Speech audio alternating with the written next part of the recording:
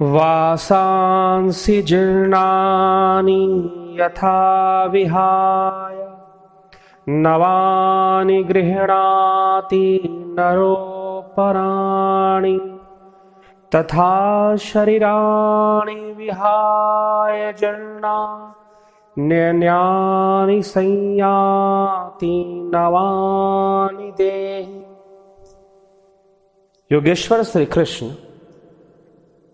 श्रीमद् भगवद गीता के इस श्लोक में वो एक रहस्य उद्घाटन करते हैं कि जिस प्रकार हमारे वस्त्र जब जीर्ण हो जाते हैं तब हम उन वस्त्रों का त्याग करके नूतन वस्त्रों को धारण करते हैं, वैसे ही जब यह शरीर जीर्ण हो जाता है तो जीवात्मा इस शरीर को छोड़कर नूतन शरीर को धारण करती है। तो एक शरीर को छोड़ना और दूसरे शरीर को प्राप्त होना, नूतन शरीर को, नए शरीर को, और यही आधार बनता है पुनर्जन्म का। लेकिन एक है जन्म, एक है पुनर्जन्म। एक शरीर को छोड़ना अर्थात मृत्यु किसी कारण से हो, जैसे कपड़ा फट गया, पुराना हो गया तो आपने नए वस्त्र पहने, वैसे ही शरीर जीर्ण हो गया, बीमारी लग गई, कोई दुर्घटना घट गई, अथवा आप अत्यधिक वृद्धा अवस्था को प्राप्त कर गए और शरीर में रोग प्रतिरोधक क्षमता लगभग खत्म सी हो गई और किसी व्याधि के कारण आपकी मृत्यु भी हो गई। तो इस प्रकार से घटनाएं घट सकती हैं और मृत्यु शरीर की होती है और उसके बाद जीवात्मा उस शरीर को छोड़कर दूसरा शरीर धारण करती है। लेकिन ये शरीर को छोड़ना और दूसरे नूतन शरीर में को हेतु जो है प्रवेश करना, इस बीच की जो अवधि होती है वह सूक्ष्म शरीर में लेकिन वासना युक्त होकर जीवात्मा भ्रमण करती है। रहती तो सूक्ष्म में ही है लेकिन वासना युक्त होकर, वासनाओं से मुक्त होकर नहीं, जीवात्मा भ्रमण करती है। तो नूतन शरीर धारण करना और अपने एक पिछले शरीर का त्याग करना, इन दोनों के बीच का जो अवधि काल है, जो समय है, वह प्रेत काल है। तो उसे प्रेत काल कहते हैं। तो जिज्ञासुओं, आज हम इस विषय पर चर्चा करेंगे और आगे और हम ऐसे विषयों पर चर्चा करेंगे जो इस विषय से संबंधित है। ये अपने आप में एक विज्ञान है, प्रेतात्मावाद का विज्ञान। यद्यपि यह विषय उपेक्षित है, कई लोगों के द्वारा उपेक्षा कर दी जाती है, ये कह दिया जाता है कि सब बातों पर तो अनपढ़ विश्वास करते हैं, पढ़े लिखे विश्वास नहीं करते, कुछ इस तरह की भाषा का प्रयोग लोग करते हैं। परंतु ये हमारे देश में आया, हाँ ठीक भी है। अगर आप अनुसंधान नहीं करते विषय पर तो फिर उसे बिना अनुसंधान के, बिना जाने किसी चीज को मान लेते हैं, तो वो बिल्कुल ठीक नहीं है। जानकर ही मानना चाहिए। यहां तक कि ईश्वर को भी जब तक जानो नहीं तब तक मानो नहीं। तो प्रेत आत्माओं को फिर क्यों माना जाए? तो इसलिए उनका अस्तित्व होता। कई लोग तो ये भी मान लेते हैं कि जब भगवान है तो भूत क्यों होगा, भूत प्रेत तो होने ही नहीं चाहिए क्योंकि भगवान है, भगवान है इसीलिए भूत प्रेत होते हैं। सबसे बड़ी बात तो ये है। तो आप अस्तित्व को मानते हैं, नहीं मानते हैं, ये एक अलग विषय है। लेकिन आज हम एक वैज्ञानिक चर्चा इस विषय पे प्रारंभ कर रहे हैं। तो आप अगर इस विषय में रुचि रखते हैं तो अवश्य चैनल को सब्सक्राइब कर दें, शेयर, कमेंट, लाइक जरूर किया करें। जो लोग नहीं मानते उनको भी आप अगर ये भेजेंगे तो हो सकता है कि वो सुनने के बाद उनको लगने लगे कि हाँ, ऐसी चीजें हो सकती हैं। तो सूक्ष्म शरीर की चर्चा पहले भी योग शास्त्र के आधार पर किया जा चुका है। वेदांत चर्चा में भी सूक्ष्म शरीर का वर्णन आता है, जो कि हम आगे आने वाली चर्चाओं में अद्वैत की चर्चा जब करेंगे, विशेष रूप से मांडुक्य उपनिषद पर आधारित, मांडुक्य कारिका पर आधारित, तो वहां पर भी ऐसी चर्चा, ऐसे लोक की चर्चा की जाती है जहां पर जो कि भूत प्रेत आदि का ही लोक है एक तरह से। तो प्रेतात्मावाद प्रारंभ होता है। क्यों?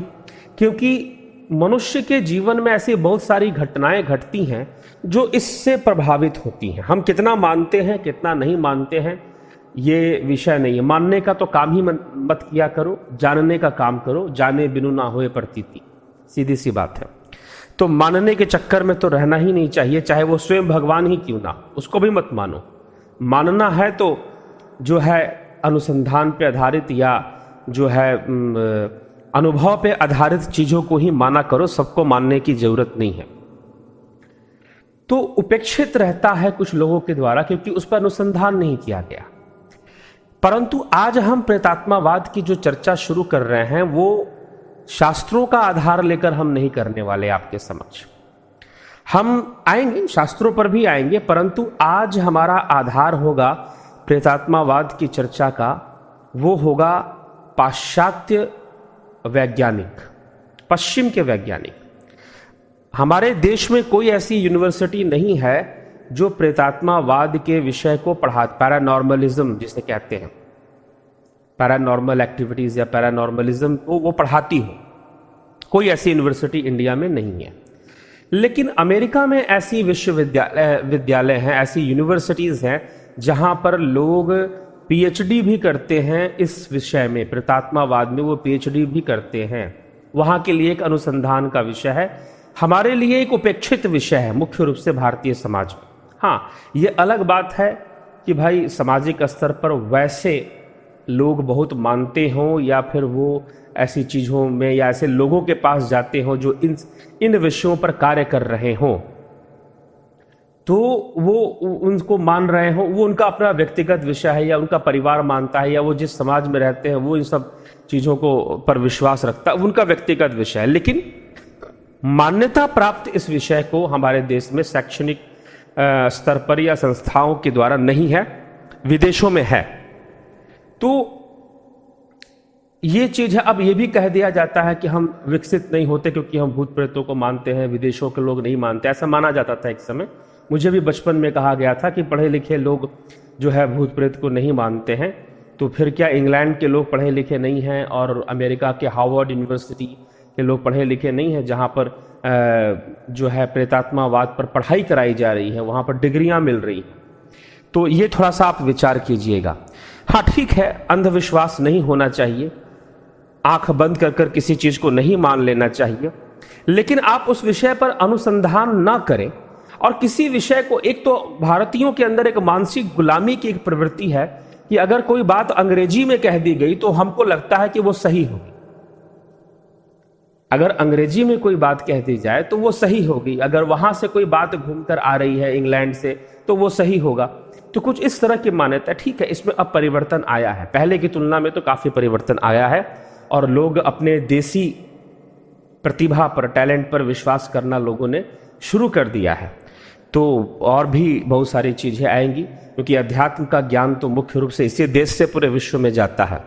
लेकिन बाहर के देशों में कई अनुसंधान हुए, तो हम बाहर का क्यों ले रहे हैं? हम चाहते तो भारतीय परिवेश या परिपाटी के भी का आधार लेकर भी इस विषय पर चर्चा करते हैं, लेकिन मैं इसलिए आज ले रहा हूं ये बाहरी विषय, क्योंकि विदेशों का विषय ले रहा हूं, क्योंकि आप ये समझ लो कि प्रेतात्मावाद का जो विषय है वो वैश्विक है, वो भारतीय नहीं है। ऐसा नहीं कि हमारे देश में लोग भूत प्रेत को मानने वाले होते हैं। आपसे कहीं बड़े स्तर पर यूरोप के अंदर, अमेरिका के अंदर जो डेवलप्ड कंट्रीज कही जाती हैं, हमारा देश तो विकासशील है लेकिन वो विकसित है, उनमें इनकी मान्यता बहुत बड़े स्तर पर है। तो हम घटना लेते हैं, एक वैज्ञानिक हुए सर विलियम क्रूक्स। आज से लगभग 100 वर्ष पहले, उनका जन्म 17 जून 1832 का बताया जाता है और उनकी मृत्यु 4 अप्रैल 1919 में हुई, लगभग आज से 100 वर्ष पहले। तो विलियम क्रूक्स एक वैज्ञानिक थे, केमिस्ट थे, वो केमिस्ट्री के वैज्ञानिक थे। लंदन, ब्रिटिश केमिस्ट उनको कहा जाता है। लंदन में उनका जन्म हुआ और रॉयल कॉलेज ऑफ केमिस्ट्री के वो छात्र थे। बहुत सारे वैज्ञानिक चीज़ों पर उन्होंने काम किया। फिजिसिस्ट थे और केमिस्ट थे, केमिस्ट्री के साइंटिस्ट थे और फिजिक्स के साइंटिस्ट थे। तो जैसे कि मुख्य जो सब्जेक्ट्स पर उन्होंने काम किया, स्पेक्ट्रोस्कोपी पर, वैक्यूम ट्यूब्स पर उन्होंने काम किया, जिसमें उन्होंने क्रूक्स ट्यूब का आविष्कार किया था। और उसे कैथोड रे ट्यूब सीआरटी उसी से डेवलप होती है। उन्हीं सब चीज़ों से सीआरटी डेवलप होती है। बाद में टेलीविज़न का आविष्कार होता है उसी कैथोड रे ट्यूब के आधार पर, जो कि क्रूक्स ने, विलियम क्रूक्स ने बनाया था। उसे क्रूक्स ट्यूब के नाम से भी जाना जाता है। 1875 में उन्होंने क्रूक्स ट्यूब बनाया था। लेकिन अब उनकी एक बहुत रेप्यूटेड आदमी थे, रॉयल सोसाइटी के मेंबर थे, प्रेसिडेंट भी बने, और उनकी अपने एक जीवन की कुछ रहस्यमयी घटनाएं हैं। हुआ क्या कि टोटल 16 भाई बहन थे विलियम क्रूक्स। उनके पिताजी एक दर्जी थे, एक अमीर दर्जी थे कहा जाता है, और रियल एस्टेट का भी बिजनेस वो करते थे। तो उनका जो सबसे छोटा भाई था उसका नाम था फिलिप। फिलिप की मृत्यु हो गई। अकस्मात मृत्यु से विलियम क्रूक्स बड़े ही परेशान हुए, और वो नहीं चाहते थे कि भाई ये इतना छोटा बच्चा, मेरा छोटा भाई क्यों मर गया। बड़ा प्रेम था अपने छोटे भाई से। तो उन्होंने फिर जानने की कोशिश की कि क्या ऐसा भी हो सकता है कि मैं मरे हुए लोगों से मिल लूं। तो उनके एक मित्र थे, उनका नाम था Cromwell Warli, Cromwell Fleetwood Warli. तो वॉरली ने उनसे कहा कि देखो विलियम, मैं किसी को जानता हूं जो कि प्रेत आत्माओं को बुलाता है, अर्थात मरे हुए लोगों से बात कर सकता है, और तुम अगर मेरे साथ चलो, तुम अगर विश्वास करते हो तो मेरे साथ चलो, तो मैं मिला दूंगा तुमसे और तुम अपने भाई से बात कर लेना। तो पहले तो विलियम क्रूक्स को इन सब बातों पर विश्वास नहीं हुआ, लेकिन बाद में अपने भाई के मोह के वशीभूत वो गए, और उस मीडियम, लंदन में ऐसे बहुत सारे मीडियम होते थे जो ये दावा करते थे कि वो मरे हुए लोगों से बात करवा सकते हैं।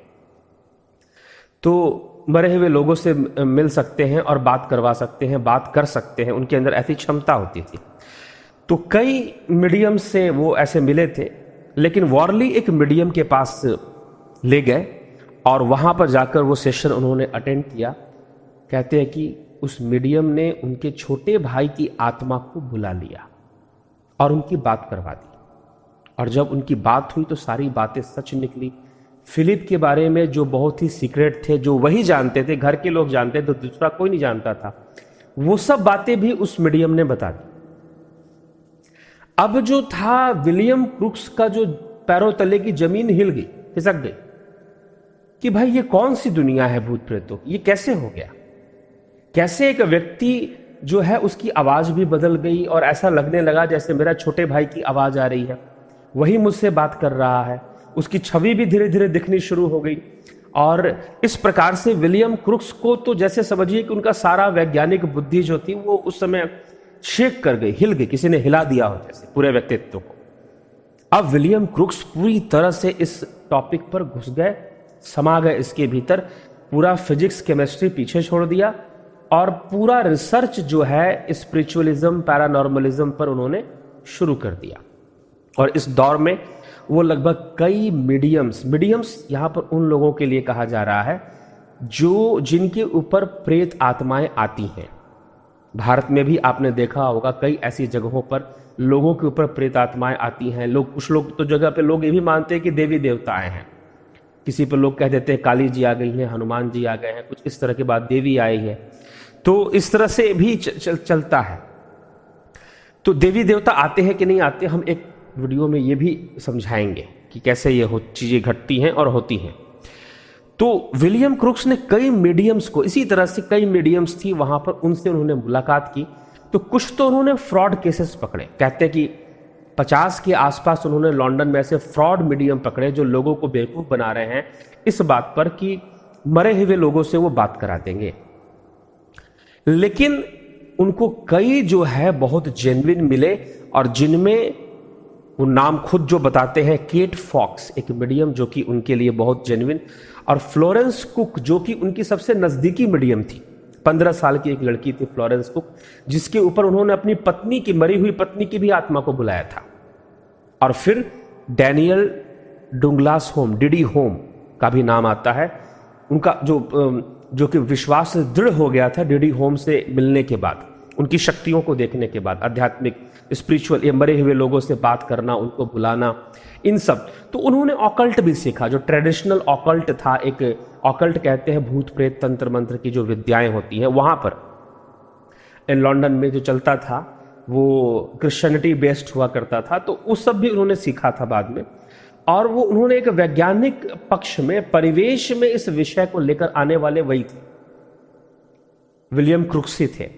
तो विलियम क्रुक्स ने एक रेडियोमीटर बनाया, क्रुक्स रेडियोमीटर के नाम से वो जाना जाता है। उसकी फोटो हम आपको यहां पर लगा रहे हैं। तो ये किस लिए था? रेडियोमीटर की विशेषता ये थी कि उनका मानना था, उन्होंने ये रिसर्च करके पता किया कि जहां पर भी भूत प्रेत आत्माएं अगर आती हैं तो वहां का इलेक्ट्रोमैग्नेटिक फील्ड जो है वो बढ़ जाएगा। और उस टाइम पर ये रेडियोमीटर जो है उसमें एक पंखी लगी होती थी जो घूमती रहती थी। ये आप वीडियो में आप ये क्लिप देख सकते हैं, फोटो हम स्क्रीन पर दे रहे हैं। तो वो घूमती रहती थी और जब प्रेत आत्माएं वहां पर आती तो तेजी से घूमती थी, उसकी स्पीड बढ़ जाती थी।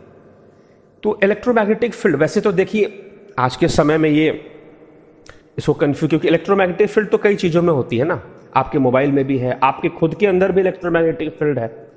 लेकिन एक नॉर्मल इलेक्ट्रोमैग्नेटिक फील्ड तो है ही, नॉर्मल से ज़्यादा बढ़ जाए और उस जगह पर कोई इलेक्ट्रोमैग्नेटिक इक्विपमेंट ना हो, जैसे लैपटॉप ना हो, मोबाइल फ़ोन ना हो, कोई टावर ना हो आसपास, टेलीविज़न ना हो, इस तरह की चीज़ें ना हो, तो और खुले स्थान पर अगर अचानक से ईएमएफ बढ़ता है तो समझिए कि वहाँ पर प्रेतात्मा का वास है या फिर वो वहाँ पर घूम रहा है।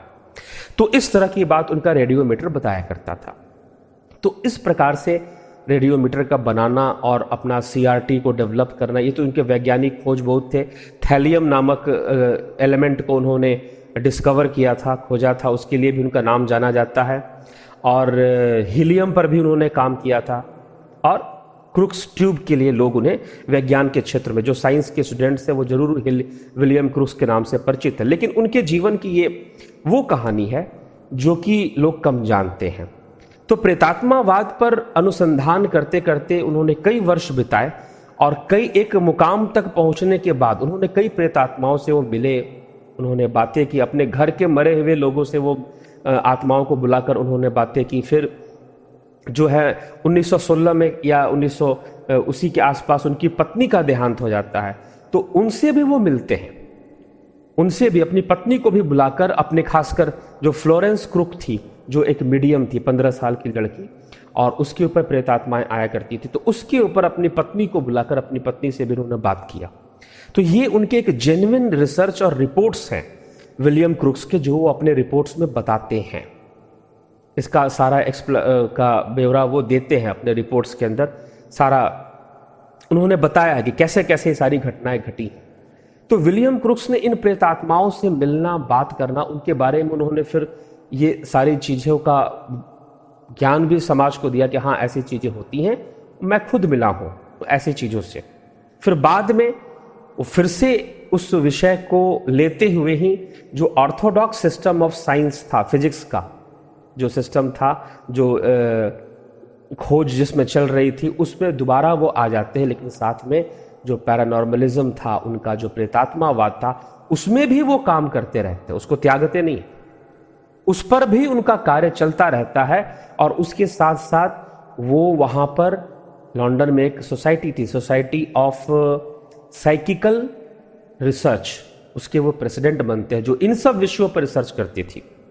फिर घोस्ट क्लब था, उस घोस्ट क्लब के भी वो मेंबर बनते हैं और साइकिकल रिसर्च के तो प्रेसिडेंट बनते हैं। एक पोएट हुए मायर्स करके, वो भी वहाँ के मेंबर थे, उन्होंने वो सोसाइटी बनाई थी। हम एक वीडियो मायर्स के ऊपर भी बनाएंगे बाद में। तो मायर्स ने वो बनाई थी, इसके वो मेंबर बने, बाद में प्रेसिडेंट भी बने। और भूत प्रेत संबंधी जो झूठ था जो फैल रहा था लंदन में, उसका पर्दाफाश भी उन्होंने किया, कई फ्रॉड केसेस को उन्होंने खोले।